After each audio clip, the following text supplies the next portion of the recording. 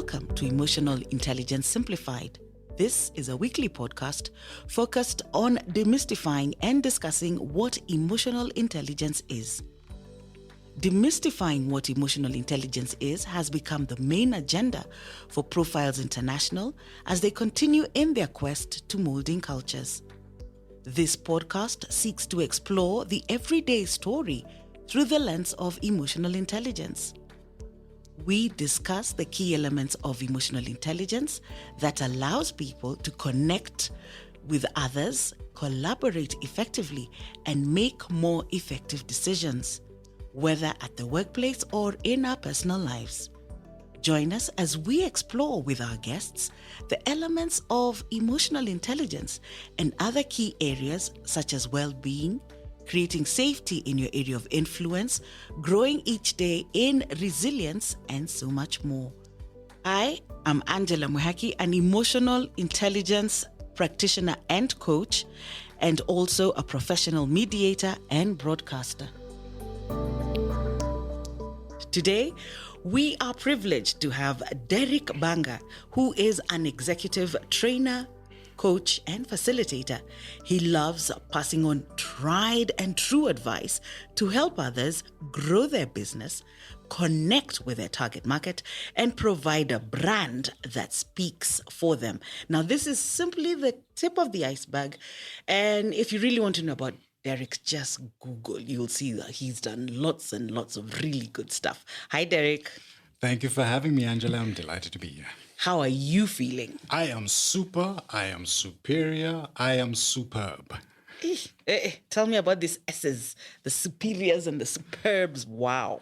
Well, I believe in setting for yourself a routine, if you will, that speaks to what you'd like to achieve or your goals for that particular day. Mm-hmm. And when I say I'm super, superior, and superb, which I borrowed from an Al Pacino character in a movie, I am manifesting into the world. This is exactly how I would like to be seen. Okay. Rather than just giving a cursory good morning when I really don't feel like it's a good morning and I'm just being polite. Mm-hmm. I truly believe that we can speak into existence exactly how we would like either our day or our week to be. Now, you've used a word that is being used a lot these days. Yeah. Manifesting. Yeah. And sometimes manifesting is going in all kinds of directions. Now, how do we make it? How do we really, what is the real manifestation? Because I'm manifesting holiday life. Yeah. So how do we, that word? Yeah. There's a couple of things. That's a great question. First of all, I believe that you have to mean what you say. I believe in attracting a certain amount of energy. I truly believe in a transfer of energy. Mm.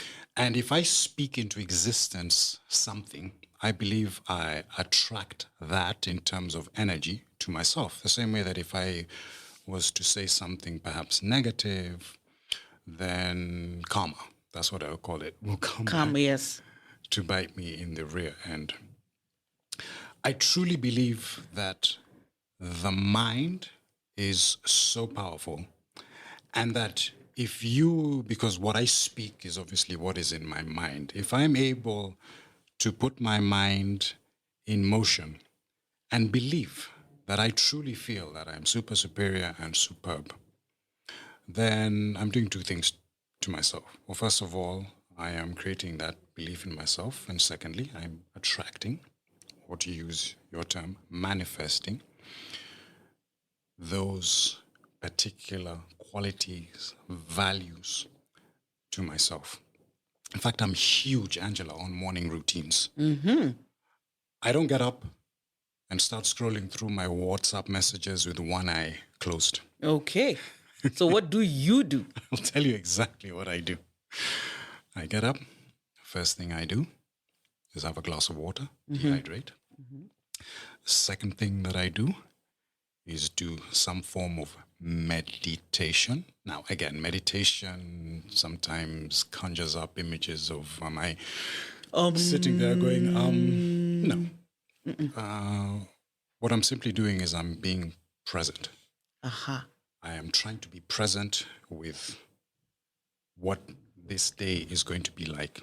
So it's about shutting, if you will, the tabs in the brain Okay. that are filtering in things that are not necessarily going to help me. And being present with the day allows me to focus on perhaps what my tasks or my goal is for the day or what I want to achieve. So you're actually planning your day, is what you're saying? I'm doing it mentally. Mentally, as So that's what you I'm wake doing. up, right? I have a particular goal that I want to achieve that day. I become present with that goal, and I do it by removing or eliminating any external interferences. And this is all in the mind. Yes. And you can do it by focusing on particular parts of the body. For example, I can focus on my feet or focus on my feet. And also, I get in touch with how I'm feeling. There are days I get up and I really feel great. And there are days I get up and perhaps I'm not feeling that great for whatever reason. So again, I am getting in touch with my body and I'm finding out what signals is it giving. Once I figure that out, whether it's good or bad, why am I feeling that particular way? What do I need to do in order for me to feel better? So that's part of the routine in terms of meditation. Yes. Third thing, get some exercise in. Now, it could be a fully fledged 1.5 hour session with a personal trainer, also known as a sadist, at the gym, or it could be just doing a few push-ups at home, depending on what type of a day I have. I truly believe physicality equals mentality. Okay. And getting yourself moving really sets you up for success for the day. Speaking of success, my next routine is to achieve that first success. And that is so easy. And do you know what I do, Angela? I make my bed. Even if my day goes downhill, the bed was made. I can come back and look at that well-made bed with military precision, might I add.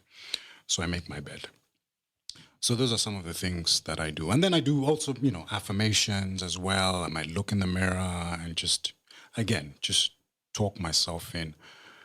And again, try to manifest, put out there positive things for the day ahead. And I like you automatically bring in a very integral part of emotional intelligence, which is self-awareness. Self-awareness is the doorway to emotional intelligence. And if you have no idea what's going on, this gray matter between our ears, then you're not giving yourself every chance of success. Now, talking about success, let's talk about personal branding. What is personal branding? Well, there are as many definitions, Angela, as there are hits on Google. I think everybody and their mother has some sort of definition of what personal branding is. I like this one. It's how you are seen, heard, and remembered. So I believe your personal brand is what your reputation is. It's, to use the words of Jeff Bezos, what people say when you are not in the room. When we think of a personal brand, think of a product or a service, a well-known product or a well-known service, of which there are countless. Okay, what reputation does that product or service have? Okay, what do you expect when you use that product or service? All right, companies spend billions of dollars making sure that this particular product or service resonates with their target market in a certain way. Yes. Okay. Right. And so if we think of ourselves almost like that, now I know it's sometimes a little cringy. I'm not a product, my service, I'm a human being living and breathing, but we can use the same principles in terms of marketing, protecting, promoting a product or service, market, protect, and promote your own brand, yourself. We are the CEOs of one, and that company is Me Inc. Yes. Okay? If I have a particular market, or if you have a particular market, say you are an entrepreneur, or you work for a business, or you are in the entertainment world, there's a particular target market that you are targeting. How would you like them to see you? So first of all, visually, So that starts with how you are seen, like you said. how you are seen. That's what we do when we walk into a room, assuming the person or your target market is not visually impaired. They are going to take their cues from how you visually present yourself. There was a famous study that was done that said 55% of our judging someone is simply based on what we see. Wow. 55%, just by the first look. Just by the first look. And it's done consciously or subconsciously by the brain. Okay. So what visual cues do you want to give to people? Now, we can even talk about something called the halo effect. How you look visually confers certain qualities, values to you, like honesty, integrity. How do you look honest? How do you Please tell look me like how to do that. How do we? Wow. Somebody has a good reputation. No, I can use the psychology of color. Color. That's just one sends of many messages. things. Yeah. Okay. There's something called the psychology of color. Color sends particular messages. If I want to come across and immediately, the first thing I want somebody to think. And again, this is the brain operating On its own, without even consulting you as it were. The brain interprets the color blue as the color of trustworthiness. So right there, I can be a few steps ahead of somebody else who perhaps is wearing, say, black, for example, in terms of how I intentionally, and that's the word I love to use, intentionally make sure that I'm sending out these visual cues because I want this particular person, whether I'm meeting for the first time or the 100th time, to feel like they can trust me. Right. Wow. Okay. So we started first with the look.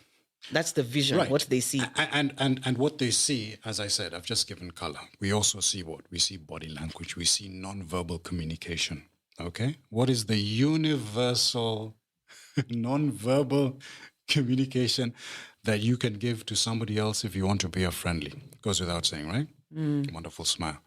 So some of these things, I think we sort of know them, but perhaps we don't intentionally think that this can really help us get ahead of the game. And if we take what I said earlier, that premise, that 55% is based on what you see. Communicating is simply based on what you're seeing, then that's, to use the cliche, that's low-hanging fruit. I can dress a certain way. I can use open body language simply to tell the person that I'm, say, meeting physically or even virtually, that this is how I want to be taken. So, on the face of it, this is actually something that all of us can begin to practice on a regular basis. Yeah. Now again, I said target market. This is something that you have to say to yourself, okay, what are my goals? What do I want to achieve? What do I want this person to take away from their interaction with me? How do I want them to remember me? Okay, I think I'll dress a certain way. I think I'll present myself a certain way. I'll use a particular type of body language.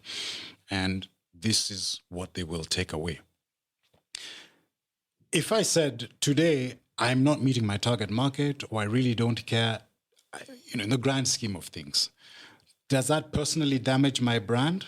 Well, maybe not if I'm not meeting my target market, but I can certainly be steps ahead of somebody who ignores all of that information and just walks in and just hopes that they will, make an impact on a hope and a prayer, as I say. And hopes and prayers are great, but you also need actions to put into action. Yes. Wow. Okay. So that's 55%. Yes. Angela, do you want me?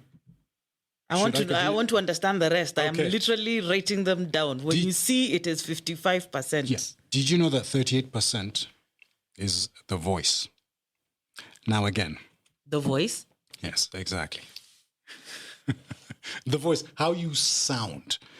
Now again, the assumption is you're having a conversation with somebody, they don't have any auditory problems, they can hear you, so they're not deaf, okay, and they can hear you. Okay, so if you walked into the room, you have this meeting, the person looks at you, they're taking the visual cues from how you presented yourself, and then you open your mouth to speak. And actually, your voice makes a huge difference. And again, this is, I call it uncommon knowledge. People are aware how I sound, and maybe I should be, I should sound clear. But you can be even more intentional on that. Okay. Okay? I can use a particular tone, for example. I can choose to use a particular pitch. Did you know, Angela, the deeper the voice is, the more professional you come across. Now, having said that, if you opened your mouth, Angela, the first time I met you, and your voice was as deep as this, I would probably be heading in the other direction at a fast clip. No, that's about pitch. So a lower pitch, So even pitch. for women. And if you can practice, you can even practice having a lower pitch. Wow. For example. So I need to be like a little lower like that? Fine. Would that work? And again, we don't want you to sacrifice, your projection or your volume for pitch. But I just want you to think that even how I sound, my voice, might be having a positive or an adverse effect on other people. And that's just part of the visual representation, if you will, of your brand. I'll certainly talk about the internal representation I of have that. a question. Go ahead. Some people, for whatever reason, nature has not been kind. Sure. There are people who, you see them like a tall guy and you're waiting for him to open his mouth and then you're like, Yeah. and then he says, hi. There are things you can't change. I always talk about those men who come from a particular part of this country, which will remain unnamed, but they talk like this. And I say to themselves, you can actually, you can actually, that can be changed. So It can. Yeah, you don't have to speak with the voice that you're born with. You can work on training your voice. There are vocal exercises that you can do, or there are certain things that you can accentuate. For example, vocal variety to overcome, say, a higher pitched voice. So none of these things Are is cast in stone. Yeah, none of this is permanent. Okay. And there are things that you can do just to enhance your brand. Mm-hmm. So if we go with what I've just spoken about, 55%. And then 38. And then you have 38, that leaves you 7%. 7% is what you say. Now, that's not to say that what you say is not important. You can look the right way, you can sound the right way, and then when you open your mouth to speak, as they say, sumu inatoka. People are like, what? This person has no idea about the cost of their product, or they have no idea about what they're talking about. What we're saying here is that your message can be influenced if you don't take care of, say, the visual and the auditory clues. I call it Cassandra's curse, the curse of Cassandra. Cassandra was a beautiful woman who lived in the ancient Greek times. Okay. And she had the gift of being able to foretell people's lives. And in fact, that gift was so specific that she could walk up to you and tell you the exact hour, minute, and second that you will die. Now, sounds a little bit morbid. Sounds it is. Now, Cassandra Right. incurred the wrath of the gods. Mm-hmm. And she was actually cursed. Hence, we call it the curse of Cassandra. She still had the gift of being able to foretell people's future, but nobody would believe her. Now, think about how that works today. You are a great salesperson. You are a fantastic entrepreneur. You have a wonderful product or service. You work for an amazing company. But you're just finding it hard to sort of connect with your target market. Your customers somehow don't buy you the first time. You have to work a little bit harder in order for you to perhaps sell your brand. So is it maybe that you're not good at selling, or you don't know how to talk about your product? What is it? It certainly could be that. But I'm going to go with some of these things. Maybe visually you're not giving the right clues. Maybe you're not being intentional with how you present yourself to the world. And yes, maybe even your voice might be holding you back. Cassandra's complex. You can't get over that particular hump. And you would think, no, it's just about how good, as you said, I am at selling that particular product. Talk about the features and the benefits, which is traditionally what we're taught in business school. But just some of these, sort of on the face of it, superficial things, actually to me are really important. Now, of course, we live in a world where this is the digital age. So your brand is not just offline, what people see, it is online as well. What is your digital footprint? What are you doing to sell yourself there? There's a whole host of things. And then, of course, there is internally. Okay? What is your attitude? Okay? What knowledge do you have? What soft skills do you have? What are your success worker habits? So really, I start with the 55 and the 38% because that's what people tend to see the first time. Okay? But this is also about personal branding, is also about working with the holistic aspect of a particular person. Wow. That was I've never had personal branding defined that way. It is intense. It's very holistic. But I'm still stuck on that 7% on the sound. Wow. Do you have a chance to make a better impression after the first impression? So they say, I don't know who they are, that if you make a not so good impression, it takes 10 to 19 times in order for you to overcome that poor impression or the wrong impression or the impression that you didn't want to make. Now, whether it takes 10 times or 19 times or 5 times or 4 times, the fact is you are going to have to do it again. Why would you want to do that? If you can do it right from the beginning. Exactly. If you can make the right impression the first time, and it's not just the first time, the second time you meet that person, because there's also something that you want to reinforce, right? So that I know, and a lot of us also operate with something called confirmation bias. You work for a particular organization or you have a particular reputation online. And then when we meet you, we want to see that. Exactly. The brain wants to be able to say, that's exactly what I thought. And again, so if we're sending these mixed messages, then, perhaps we're not helping ourselves. Now that we've looked at generally, so what are the attributes of personal branding? Okay. So we can talk about our attitude. I think attitude to me is one of the key drivers of personal branding. Okay. And we'll talk about the digital aspect of that because I have a whole song and dance. I'm really passionate about platforms like LinkedIn. We'll come to that. But attitude, okay? That morning routine that we alluded to earlier, for example, I think for a lot of people, if you are waking up and you are inundated with emails and you are checking your WhatsApp, that is actually affecting your attitude for how you are going to present yourself, engage with people for the rest of that particular day. So I think starting off with a positive attitude, certainly in the morning. Yes. Positive attitude towards yourself. Angela, there are people who look in the mirror and they say, God, why did you make me so short? That's called an inferiority complex, okay? Okay. Okay.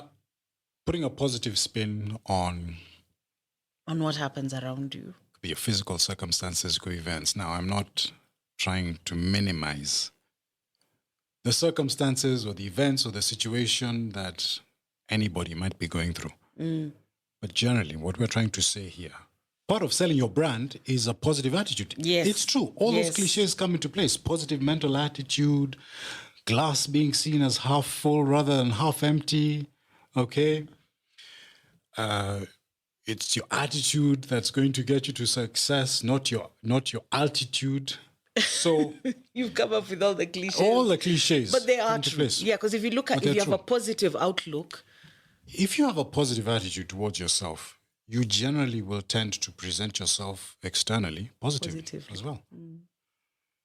So first of all, so that's the first attribute of personal branding. Yeah, your what's attitude. On the outside gives you a clue into what that person is like on the inside. What is driving them? What is even their value system, generally. So it's about having that positive attitude. Then, what are the other things internally? All right. I love to talk about knowledge. And for me, is knowledge equipping yourself because I sort of occupy the space where I talk a lot about interpersonal skills, social skills, soft skills. Those words are interchangeable. In fact, I don't use the word soft skills anymore. I say power skills. These are not a nice to have. These are a must have. Carry around that invisible toolbox or handbag, amasanduku, Angela. Of the and power you skills. Open it and use it when necessary. Certainly with your target market, right? Remember, we're trying to make a particular impression. This is a brand. We are selling ourselves before we sell any physical product or service. So can we look at those power skills? Let's look at those power skills. Let's open the box. Yeah. The ability to network. The ability to connect with somebody and talk with them and connect with them on that particular level so that person feels at ease. They feel that I have met my friend. They feel that this is somebody whom I can believe, I can like, I can trust. Here's another acronym there. BLT. Not a bacon life. I know, I was thinking. Believability, likability, trustworthiness. To me, those are the hallmarks or the pillars of a great personal brand, certainly internally. Okay? Mm-hmm. And that believability, okay, part of it is externally, but believability also comes from inside, that you have the knowledge, you're able to express yourself in a particular way. It's almost like tilting scales in your favor. If you can imagine a pair of scales, right? Right. Visually, I'm doing this. Yeah. we're weighing things in our hands right now. That's what we're doing. We're weighing things. Now, you can wake up in the morning and you can tilt those scales, let's just say almost imperceptibly in this particular way so that they're slightly unbalanced. But on this positive side, you have put there great communication skills. You have put there good networking. You have put there integrity. So they're tilted. Yes. But they're tilted in your favor. For positive, yeah. Okay. Now, let's go in the other direction. Lack of authenticity. Mm-hmm. Okay. Untrustworthiness. Okay. No self-awareness. Let's put in an emotional. That one's huge. Yeah. Okay. No Again, they're tilted. self-awareness. Maybe not by much, but they're not tilted in your favor. Now, at the end of the day, what you want to do is you want these things to be positively tilted in your favor. And Right. if you keep adding a little bit, look at it. The scales actually begin Higher and higher. to rise in your favor. It's an unfair advantage, let me tell you, having a great personal brand, which encompasses all the things I'm talking about. It's an unfair advantage because, first of all, not a lot of people are intentional with this, or maybe they know it and they choose to ignore it, or thirdly, they don't know that the impact that it has. I think If you accept all of those things and say to yourself, I'm going to get up every morning and I'm going to, prepare my toolbox as I go out into the world today. By the way, this is even in your personal life. Having a great personal brand helps you with your relationships with the people that are nearest and dearest to you. This is not just about being in the professional world. Then, and by the way, Angela, if you do something on a regular basis, there's a certain discipline there. You don't have to work too hard. I'll give you an example, and I'll just use an example that a lot of people bring up to me. Let's say when I'm talking about, what to wear, right? And again, I'm not saying that what you wear is the most important thing, but let's just use this as an example. And I use the example of ties, right? Right. A lot of men will say, ties, kitu na ninyonga, I don't feel comfortable. I say to them, the reason that tie feels so uncomfortable or wearing this particular item of clothing feels uncomfortable is A, because you're not used to it. B, obviously there's no consistency. You haven't done it on a regular basis. So what you need to do is perhaps begin to practice it a little bit because first of all, you don't know when you will need it. Now, I'm not here to advocate wearing a tie every day. No, that's not my point. Everywhere. But if the one time you do have an event where a tie is required as part of the visual representation of your particular brand or that event, because this is the etiquette of that situation requires that, you will not struggle so much. Being able to communicate well, being able to express yourself well, using the power of 3, for example, when you are speaking, just little things like this. You don't have to use them all the time. But the day that you have to use them, when you really want to make that impact, part of that discipline, part of that consistency is there, and then it is easy. It's easier to do. So for me, if I can impart some of that true and trusted advice that you Tried spoke and about. true experience. Exactly. Is begin putting a little of these things into your toolbox. You never know when you might need them. I certainly think I need them every day, but you never know when you might need them. Yeah. So I think the biggest bulb for me right now is it doesn't actually start, is how everything starts from within. So it's not even the clothes that you've put on. It's not, it starts with your thoughts. It's in the head. It's in your attitude. Like you said, wake up positive, have positive values, think about those things. So that's the first way we brand ourselves. And truly, yeah, because we could all be in suits. Yeah. There's something also called a cash formula. So I call it. So if you have the knowledge, you have the attitude, you have the skills, and you have the habit, that comes from within. Yes. Then externally, it won't be a big deal for me to dress appropriately for my brand and my target market. It won't be such a onerous task for me to speak and sound a particular way so that I can achieve my professional or personal goals. It won't be a big deal for me to use my body as part of my communication too. How you sit, how my shoulders are set, how I'm using my hands to amplify my message. All of these are things that have become, certainly for me, part of my DNA. It's not a big deal to do it. But for somebody who's trying to get into the personal branding, that's the things they need to know. You are what you think. You are what you feel. So if you feel confident, you feel that you have a positive attitude, you give out that energy. Yeah. And furthermore, in this hyper-competitive world, I think everybody is looking for that little extra something that's going to make me stand out. Actually, that's part of the definition of your personal brand. I think the most fascinating brand wins. Angela, I am a Christian. Now, maybe not everybody listening to this subscribes to the Christian faith, but people may be familiar with, say, the 10 Commandments, right? Right. Thou shalt not steal, thou shalt not do this, thou shalt not do that. There is an 11th commandment, according to the Bible of Brother Derek. Let's do this. Which is related to The personal branding. 11th commandment. Exactly. Thou shalt not be boring. Hello. I love that. Thou shalt not be boring.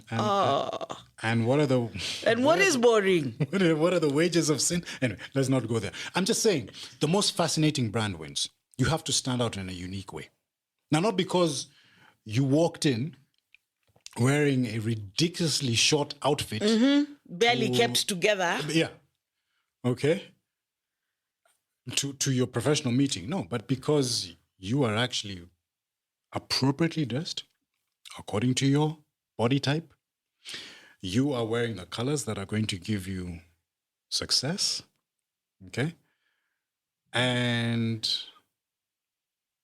you're wearing power jewelry because you're a woman and you know the effect that has. That pearls have. Everybody else. Hey, right? You're intentional. When you woke up in that morning and you said, I want to succeed or achieve this. Now, I like how we've gone about, and this is where now we need, how is personal branding misunderstood? Because I like how you talked about you've walked in, you're intentional. So sometimes personal branding is misunderstood. Let's look at that.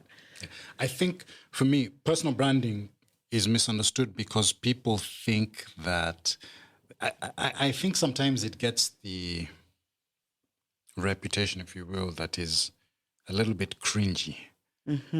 That,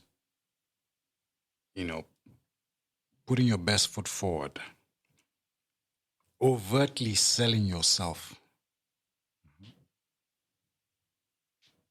seems a little bit too much. Well, there's a fine line between confidence and arrogance. There's a cringe factor there.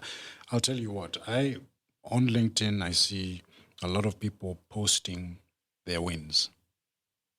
Success here, success promotion, there. new job. Promotion here, promotion job. Personally, I feel sometimes a little uncomfortable with that type of promotion. Now, that is personal branding, right? This is Yeah. you Expressing yourself. expressing yourself, showing how unique you are, differentiating yourself. Okay.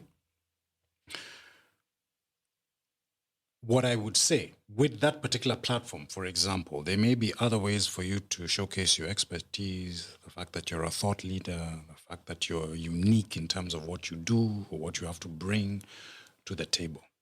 So the misunderstanding can come about where you just look like you're in it for shameless promotion.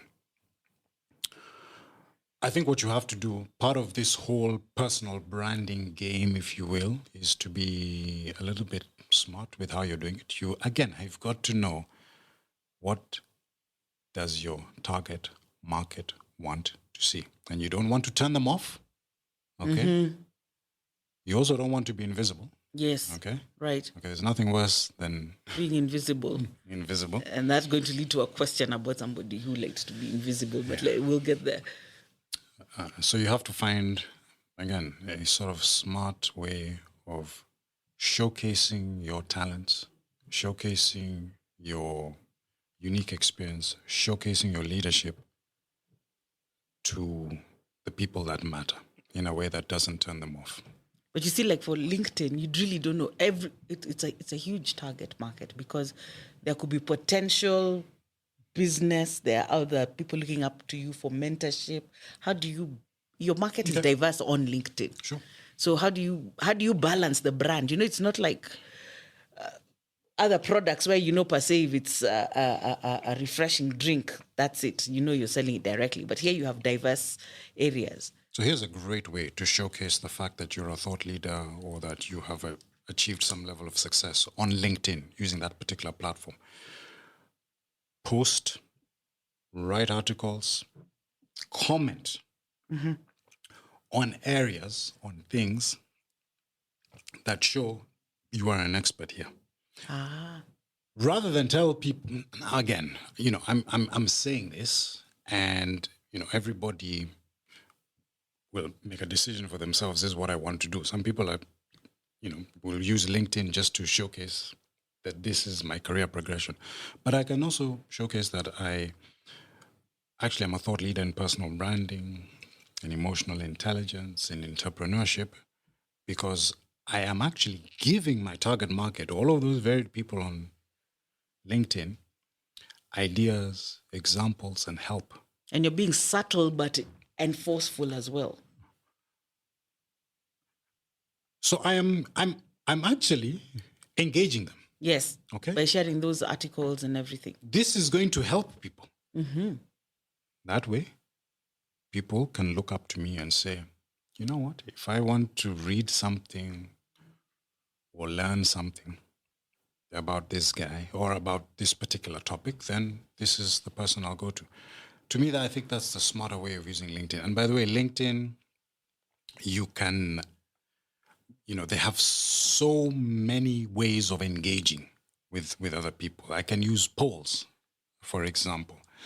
I can comment. I love that. People, somebody will write a post, do a great post, write a great article, and somebody will go in there and just click on the thumbs up emoji and say like.